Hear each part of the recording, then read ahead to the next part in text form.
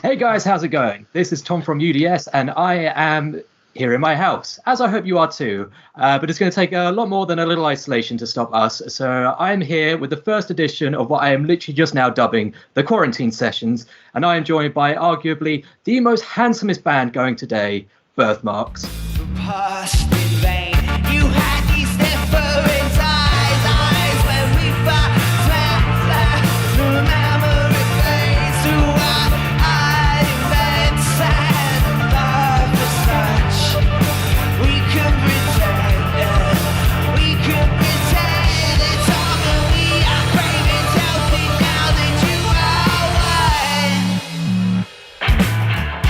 How are you guys doing? Stop it. Yeah, good, thank you, mate. How are you? Good. Well, just trying to survive with the sanity of what else you can do indoors. How are you finding the whole current global situation is affecting you as a band? I mean, it's definitely wiped out pretty much everything that we had planned apart from releasing the album. I mean, everything we do to promote it, having to rethink. But to be honest, it's so big, it's not worth fighting, and that there's just so many more important things happening at the moment that we need to focus on. Absolutely. That's a very, very diplomatic way of putting it. But for those unfortunate few who haven't heard of Birthmarks, would you mind just introducing yourself briefly? Yeah, my name's Daniel, and I play guitar and sing and do some electronics. Jason isn't here. There's Jason on drums. And then I came most recently to complete the lineup, and I play guitar and synth live. Cool. And in the effort of getting to know each other a little bit better and getting people to know a little bit more about Birthmarks, it's a question I always ask, which is a little bit of a Rorschach test of getting to know a band properly. If Birthmarks was a type of sandwich, what kind of sandwich would Birthmarks be? Excellent question. Marmite, I'd imagine. It seems to be quite a Marmite band. Okay, fair enough. We've never had that before, but I like it. Splits opinions. Well, if you're not saying something, then you're not going to make some enemies. So, or however the saying goes. But anyway, you have just released your debut album this past Friday, and then the rain stopped. What can people expect from this release? I think it's quite an introspective record. It took about 5 years to record and write. It was kind of a diary for me personally. And yeah, it's just, I guess, a trail of thoughts and a mirror up to what I was going through at the time. And there's some comfort in there. It's not all just bleakness. Mm-hmm. So I did read before we got on the call that it did take about 5 years to write and record this record, which is obviously 5 years is a long time to do anything. How did you find this process? I mean, it just became a necessity and a confidant, really. I got really obsessed with it, which I think's maybe prolonged the process, but at the same time, it just became like a really close friend, and it was just something that I would do every day and just pour everything into, and it was just my way of coping with what I was going through. So how did it feel to end that process then, if it was sort of this thing that you were using as not so much a crutch but as sort of this coping mechanism? It must have been quite an absence not to have it there once it was done. Yeah, I think like the album, when it was finished, it served its purpose for me, like for the comfort that it was bringing, but it was sad to finish on it. It felt like the end of a chapter. Getting it mastered was a really weird feeling because we all went there to Metropolis to sat in on session, and that just felt like a whole new page opening, and just definitely like a full stop at the end of everything. But it was good, it's nice to be able to move on from that stuff. Awesome. And sort of going from the situation as it is now, obviously this isn't the most ideal way or climate to release an album in, but I see a lot of artists are doing a lot of live stream shows from their living rooms or from their isolation station or whatever you want to call it. Is this something that you guys have got in the pipeline to promote the album? Yeah. So Jono's moved into my flat, and we've literally just been working on our first live stream performance, which is going to be this Friday for Soundsphere, and then we're going to be looking at doing it kind of more frequently, doing some covers. Like, it's not an acoustic record, but we're looking at different ways to organise and arrange the songs to make it kind of like more fit into that mold better. And yeah, looking forward to kind of like reaching audiences in new ways and hopefully bringing some kind of distraction from the absolute madness that's going on. One upside of everything being turned upside down is just an increase in creativity, and a lot of people getting back to instruments, trying new things once everything's been knocked back to zero, and then sharing that. So we've seen a lot of great artists, in a more intimate way than we've seen before, and sharing really interesting music. And yeah, it's encouraging and it's exciting, and we'd like to be a part of it as well and keep, gigging as best we can.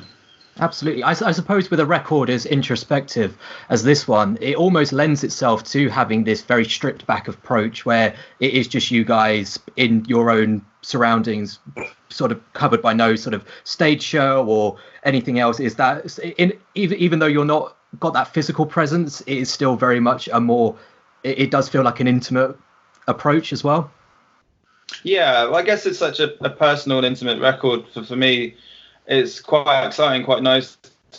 We never thought we were going to be able to have to do acoustic sets, for example. So it's quite nice to reimagine it in this way, just because I think it does bring out like the personal nature in the songs, and it's nothing's hidden by production, and it's and they are songs at the heart of it. It's not about riffs and solos and things. They are songs. Sure. However they are presented on the album, you can strip them back to songs, and we'll do our best to do that. Cool. And you mentioned briefly before we started recording that you've been rehearsing as this sort of acoustic setup. Being forced to play in this style, do you think it will have any sort of influence on future music or future releases, blending in these more acoustic elements? Yeah, I think it will do. I mean, the kind of rough idea that I had in my head for the follow-up for this album was going to be something a lot more kind of organic sounding and somber. I've been playing a lot of piano, so that kind of would kind of naturally start to build into it. But I think given that we're now forced to revert back to acoustic stuff for like live streams and stuff, it's definitely going to have some kind of impact. I'm not quite sure what it's going to be, but we're also going to start demoing while we've got this time off. So I imagine we're going to start building new soundscapes and see what happens with that as well. Nice. So going from the present to the hopeful future where everything will eventually, fingers crossed, be back to normal. If nothing was off the table, what would be on your ultimate rider? Oh man. We're pretty easily pleased. We're just excited when we get like water. Gin. A nice bottle of gin is always welcome. Chocolate covered coffee beans. Oh yeah, that is a good shout. That's a good shout. Then I'm happy. But it has to be like an odd amount, otherwise you're not touching him. Yeah, of course. Yeah. Tip the whole thing over. I learned recently why that was a thing now, like the blue M&Ms. I thought it was them just being arrogant, but apparently the reason they built it into the rider was if whoever the promoter was didn't read it through, that and they ignored that request, that showed that they weren't taking the health and safety that they had also requested seriously. Right. So it was trying to protect their crew. Oh, it makes sense. It makes sense. Weird little fact. So don't say you don't learn anything on this show. But anyway, so we talk about the breadth of pop culture here at UDS. We talk about movies, music, video games, everything and more. So with that in mind, if you could have a Birthmarks song featured in anything, or even, I don't know, even like a wrestling theme, if that would somehow work, I'm not quite sure if it would, what would you have a Birthmarks track featured on? I would absolutely love to have one of our songs featured in a Lars von Trier film, just because I'm quite obsessed with him as a director. I think he's original and takes so many chances and just puts out these incredible mood pieces. And his scores have always been just like bang on. So I think I would, if I could choose anything, it would be that. But I don't know if it would work. That'd be for me. I mean, I was going to say, I can definitely hear it in Melancholia or something like that, because I mean that movie I think is the most accurate depiction of depression on film ever. Yeah. And yeah, I can see that really sort of bolstering the impact of a film like that. Absolutely. Sorry, Jono, I cut you off there. Oh, that's absolutely fine. If anyone has his number, I'd quite like to get the album to Hideo Kojima, the director of Metal Gear Solid, Death Stranding, etc. He heard that band Low Roar. I think that was the name of the band. He heard them in a coffee shop, and then used their song in a trailer for Death Stranding, and then got them to soundtrack the entire game. And now they have this huge working relationship. So if anyone knows what coffee shops he goes into. I absolutely agree. He's somehow managed to carve out this niche where he's just bringing on his favorite creators onto his projects now. Like, even I think it was the first Death Stranding trailer. He had Apocalyptica on there, and it was a track from like 2002. So he'd literally just gone through his iPod or like his iPhone or something, found a track he liked. It's like, this is the song I want for my trailer. And yeah, it's cool to see like an auteur have that much sort of control over a project as big as that. And absolutely, I can see a Birthmarks track definitely working with some of his more avant-garde pieces. But yes, so for the next segment, it's going to be something which I don't think has ever been done before. So you have to bear with me. I'm not sure if it's going to land or if it's going to fall flat on its face. It's a little thing called Desert Island Discs. It's a brand new concept. Like I don't know if anyone's tried it before, but let's see how it works. Okay. So the question is, one album, one movie, and one luxury item. What would you take with you onto a desert island? Ooh. That's good. Man. I guess the luxury item that I would pick would be, oh man, my laptop.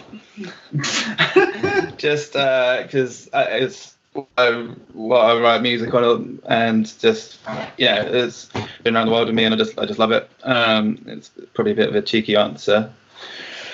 Film for me would be Eternal Sunshine of the Spotless Mind, but it would make me depressed a bit. But it's just such a beautiful, beautiful film. Maybe I mean, this would change every day. But for me today, I'd probably pick A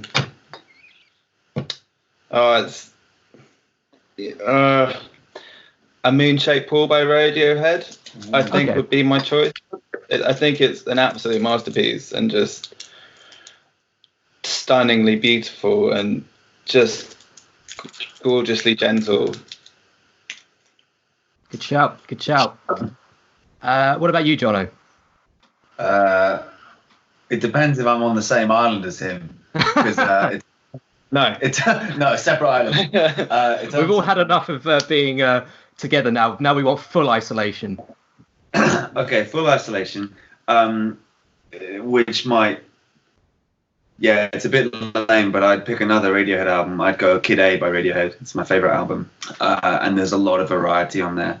It's heavy, it's quiet, it's weirdly danceable, and then also really bleak. I'd say an acoustic, kind of a cliche answer, but Dan forgot to specify a router or any kind of Wi-Fi, so the main perk of a laptop might be gone. So I'd go acoustic guitar, Kid A by Radiohead, and maybe Donnie Darko, the director's cut of Donnie Darko. It's not the best I've ever seen, but I've always really, really connected with it, and it feels like comfort food at this point. I think it would keep me sane because I know it so well and I love it. You can try and understand it as well. Yeah. That's the thing. I think you're the first person I've spoken to that prefers the director's cut of Donnie Darko, because it's one of those few films where it's almost better that the director didn't have full control, because I don't know, I feel like it was a perfect theatrical cut, and I just don't think the bits he added did that much to it. But that's just me. I'd agree. I'd say that the score in the original is far superior, and the way they organise the songs and stuff just works so well. It felt weird to kind of mess that up. See, I've grown really accustomed to the director's one, and I feel like so much interesting stuff was written that then just wasn't, you were given no window of in the theatrical thing. So then going a bit more into the theory of time travel and stuff, but in that film's interpretation of it, was just all this unwritten thing that you were supposed to kind of not really gleam. But I don't know. I think giving a slight more window into that world was good, and I prefer his voice. I think Frank's voice is a bit different in the director's cut. I think he's better. And yeah, I just think the film's just a little bit more fleshed out in a nice way. I mean, the diplomatic answer is to say they're both better than Donnie Darko 2 or Darko 2, whatever it was called. Yes, I never saw it. Don't bother. I wouldn't. It's all right. It's all right. It can't light a candle to that. I would prefer to watch. I can't remember who the director of Donnie Darko is, but he did Southland Tales afterwards, which is just a massive hot mess. I'd rather watch that than Darko 2. Yeah. Okay. I've always heard that that's just crazy and just ridiculous. But it's somehow got made of Donnie Darko. Like, yeah, do whatever you want, and that's exactly what happened. I think that's literally it. And yeah, he's one of those ones who I think he's had like one brilliant idea and then just shot his load way too early. And ever since then, I think he made like Sucker Punch as well afterwards, which I never saw that. But anyway, but then things to say about Sucker Punch. No. Let's enough about Sucker Punch. We also like to advocate positivity here, and one of the ways we do that is through inspirational quotes. One of my favorites is "I can't believe I ate the whole thing," because it works in pretty much any facet of life. So maybe counterintuitively with the tone of your music, but if you had an inspirational quote or just a positive thing to share with the world during these very strange times, what would be your inspirational quote? We went, both of us together went to go and see Amanda Palmer just before Christmas, and it was a stunning show. It was one of the best live things I've ever seen. But she was saying her quote was kind of practice radical empathy. And I've been trying to do that since that show, and it has been pretty eye-opening. And having empathy with yourself and others. Radical empathy would be my push. Cool. I had time during that answer to think of the greatest thing you'll ever learn is just to love and be loved in return from Nature Boy. That's pretty universal. That works. That is a good life motto to take with you. Very good picks. Very good picks. So not that any of us can really plan into 2020 anymore. In fact, I would go as far as to say the year is almost a complete write-off by this point. But as much as you can, what does 2020 have in store for Birthmarks? Well, we're both growing beards. Yeah, at the moment. Jason had a beard, but I can't grow a beard, but I'm trying my best. It's probably going to take up a lot of my time, but pretty much the biggest thing we can control at the moment is our own facial hair and nothing else. So I think control over my facial hair. We were obviously planning on going out and promoting the record as much as possible. I don't know if that's still going to be able to happen or not. I'd like to try and use the time to write as much and to get a follow-up going. I was kind of like started to at the end of last year, and would like to kind of push that more and just try and use the time creatively. If we can't go outside, you might as well try and get some good out of it. Absolutely. Cool. And as we sort of wrap up the interview, the one question we asked all our guests right at the end is, we are UDS, which stands for Upside Down Shark. Don't ask me why, it's just what we came up with and it's stuck. So with that in mind, what would be your favorite sharks? And before you answer, it can be fictional, it can be real, it could be something from, I don't know, like Jaws or Bruce from Finding Nemo or Great White or Tiger Shark or whatever you like in real life. But what would be your favorite shark? I believe the correct answer is Hammerhead from the Street Sharks. Street Sharks. Good choice. Good choice. Sharknado would be mine.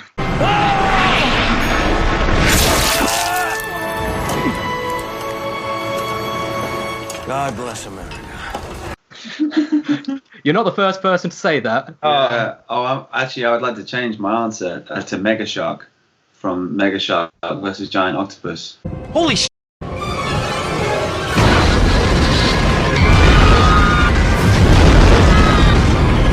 That's a real shark.